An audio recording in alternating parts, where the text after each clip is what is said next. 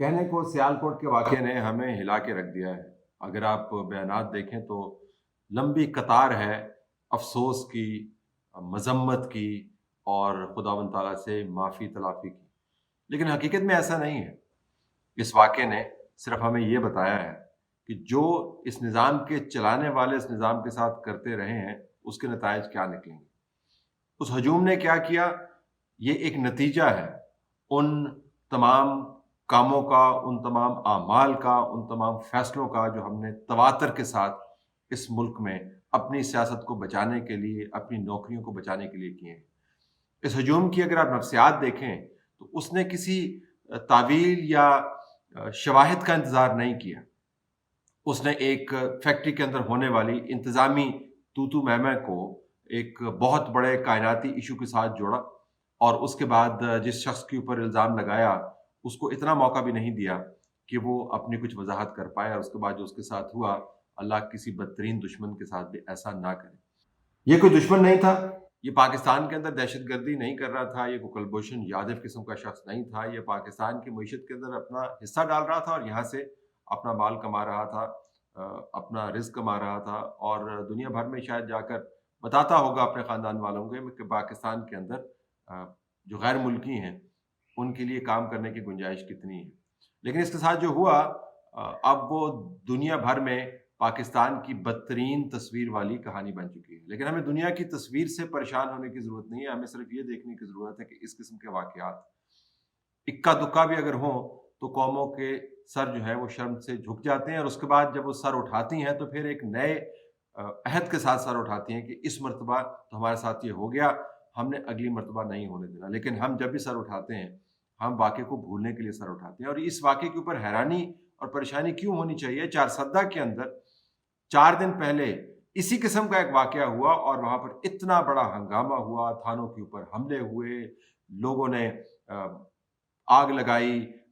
सरकारी जो अमारात हैं उनके ऊपर अमलन लश्करकशी की, पुलिस के साथ लड़ाई हुई, गोलियाँ चली, क्या कुछ नहीं हुआ। लेकिन चूँकि चारसद्दा के गाँव में हो रहा था और पाकिस्तान की मीडिया को अभी भी हिदायत यही है कि ऐसे वाक़यात की आप तशहीर ना किया करें, जिससे मुराद है कि रिपोर्टिंग ना किया करें क्योंकि पाकिस्तान का इमेज बड़ा ख़राब होता है। जैसे दुनिया जो है वो पाकिस्तान की रिपोर्टिंग से सबक सीखती है कि पाकिस्तान के अंदर क्या हो रहा है। बहरहाल, इस वाक़ये को बिल्कुल इग्नोर कर दिया गया चारसद्दा के वाक़ये को। वो वाक़या इतना ही ख़तरनाक था, उस शख़्स के साथ यही होना था, जो श्रीलंकन के साथ हुआ इस फैक्ट्री के अंदर। सिर्फ ये था कि उस शख्स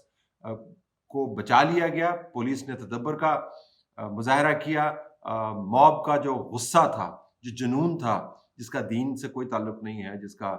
सुन्नत से कोई ताल्लुक नहीं है, जिसका अहादीस मुबारका की जो हिदायत है उनसे कोई ताल्लुक नहीं है। एक जुनून है और एक गुस्सा है और हर किसी को एक टारगेट की तलाश है और किसी को शवाहिद की ज़रूरत नहीं है। तो वो शख्स बच गया क्योंकि पुलिस की कस्टडी में था। ये शख्स नहीं बच पाया क्योंकि पुलिस की कस्टडी में नहीं था। ये पंजाब के अंदर मौजूद था और मेरे ख़्याल में कभी उसने अपने बदतरीन ख्वाब में भी नहीं सोचा होगा कि उसके साथ ऐसी सूरत हाल बन सकती है। तो एक तो ये कि ऐसे वाक़यात तवातर से होते चले जाए हैं, केपी के अंदर हुए हैं, पंजाब के अंदर हुए हैं, साहिवाल के अंदर जो वाक़या हुआ था उसके ऊपर जो लोग थे, जो ज़िम्मेदार ठहराए गए थे, उनके साथ कानूनी तौर पर क्या हुआ, वो भी आपके इल्म में होना चाहिए कि कानूनी तौर पर जिनको छूट फ़राहम की गई। तो ये वाक़यात का तसलसल है, तवातर है, निज़ाम आपको ऐसे वाक़यात पर हमेशा बैक फुट पर नज़र आता है। बल्कि बैक फुट पर नज़र नहीं आता, फ्रंट फुट पर नज़र आता है। जब ये निज़ाम इनकरेज करता है कि सड़क के ऊपर जो केओस है उसको इस्तेमाल किया जाए सियासी मकासद के लिए। आपने एक चलती हुई हुकूमत को उसकी तमाम तर खामियाँ मानते हुए, उसकी तमाम तर नाकामियाँ मानते हुए, लेकिन एक चलती हुई हुकूमत को स्ट्रीट पावर के ज़रिए आउस्ट किया और उन लोगों को शाबाशियाँ दी कि आपने वायलेंस तो किया, लेकिन हमें आपके साथ हमदर्दी है। फिर दोबारा उनको लाकर इस्लामाबाद के ऊपर बिठाया और फिर उनके वायलेंस को आपने इंडोर्स किया। उनके कॉज़ से कोई कलाम नहीं है, लेकिन जो अंदाज़ अपनाया गया उसकी मैं बात कर रहा हूँ। और उसके बाद हालिया जो मुआहदा हुआ वो तो आपके सामने है ही। तो रियासत आपको मुसलसल अ, मॉब मेंटालिटी को अपीज़ करती हुई नज़र आती है। इस किस्म की सोच को नर्चर करते हुए नज़र आती है, दिफ़ा करते हुए नज़र आती है और इस क़ुव्वत को इस्तेमाल करते हुए नज़र आती है अपने मकासद के लिए, जो वक़्ती मकासद होते हैं कि मेरी ट्रांसफ़र कहीं पर ना हो जाए, मुझे नौकरी मिल जाए, नौकरी में तोसी मिल जाए, میری منسٹری جو ہے وہ چلتی رہے، میری کرسی قائم رہے، ہزاروں اس قسم کے چھوٹے چھوٹے جو معاملات ہیں اس کے لیے آپ طاقت کو استعمال کرتے ہیں تاکہ آپ کے گرد ایک احتساب کے خلاف جو حصار بنا ہے وہ قائم رہے۔ ہم نے اس کو استعمال کیا اور نتیجتاً اب ہم نے ایک ایسی صورتحال پیدا کر دی ہے جس کے نتیجے میں لوگ کسی وقت بھی کسی کو اسی قسم کی صورتحال سے دوچار کر سکتے ہیں جس صورتحال سے یہ سری لنکن بیچارہ اس فیکٹری کے اندر اپنے آخری لمحات میں جس سے دوچار ہوا۔ ہم نے غصہ لوگوں کے اندر کوٹ کوٹ کے بھر دیا ہے، کیونکہ ہمارا خیال ہے کہ غصے کو اگر ہم استعمال کروائیں گے تو ہمارے جو اوپوننٹس ہیں وہ نیست و نابود ہو جائیں گے۔ تو ہم نے جان بوجھ کر اس قسم کی مینٹیلٹی کو، اس قسم کی سوچ کو، اس قسم کے اعمال کے ذریعے، فیصلوں کے ذریعے باقاعدہ اس کی پرورش کی ہے، جس کے نتائج اب ہمارے سامنے ہیں۔ اور اب یہ واپس جانے کا نہیں ہے کہ جن لوگوں کو آپ نے بتا دیا ہے کہ قانون کے لیے آپ کو انتظار کرنے کی ضرورت نہیں ہے، کیونکہ قانون تو خود بڑا بیچارہ ہے، انصاف کے لیے آپ کو شواہد کی ضرورت نہیں ہے، کیونکہ انصاف کے کٹہرے کے اندر تو وہ لوگ کھڑے ہوتے ہیں جو سیاسی طور پر آپ کے ساتھ اتفاق نہیں کرتے۔ آپ کو اجازت ہے کہ جو آپ کے خلاف، آپ کے نظریات کے خلاف بات کرے، اس کے اوپر کوئی بھی الزام دھر دیں اور اس کی گردن کو آپ کاٹ کر اس کے ساتھ بھلے آپ فٹ بال کھیلیں۔ اور یہ جو آخری جو میں نے نقطہ آپ کے سامنے بیان کیا کہ اپنے مخالفین کے ساتھ آپ نے کیا کرنا ہے، یہ سیاسی طور پر انڈوسڈ معاملات ہیں۔ روزانہ آپ کو فتوے ملتے ہیں سیاسی طور پر کہ کون کرپٹ ہے، کس کا خاندان ملک کا دشمن ہے، کس نے لوگوں کا پیسہ کیسے لوٹا ہے، اور یہاں پر مافیاز کس طرح کام کرتے ہیں۔ یہ سارے فتوے ہیں، اور فتووں کے ذریعے آپ کو بتایا جاتا ہے کہ یہ لوگ جو ہے یہ قابل رحم نہیں ہے، یہ قابل گردن زنی ہے۔ تو سیاسی طور پر جب آپ نے فتوے جاری کرنے شروع کر دیے اور اس کے ساتھ حب الوطنی کے فتوے جو ہیں اور سرٹیفکیٹ بھی آپ جاری کرتے ہیں کہ ملک دشمن ہے، یہ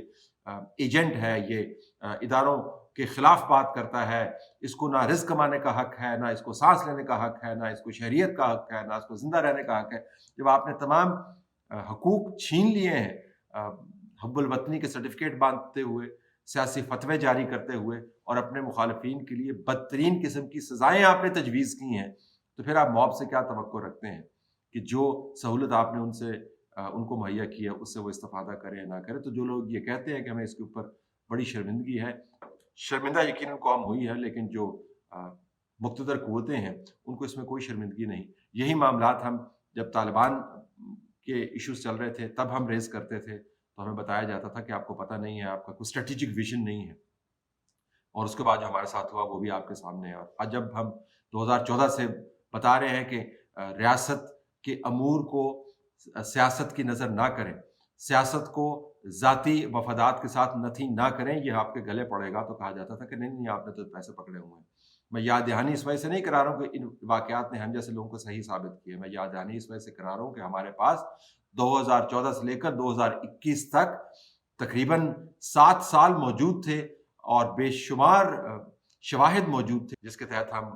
عقل کا دامن پکڑ سکتے تھے، تدبر اپنا سکتے تھے، کچھ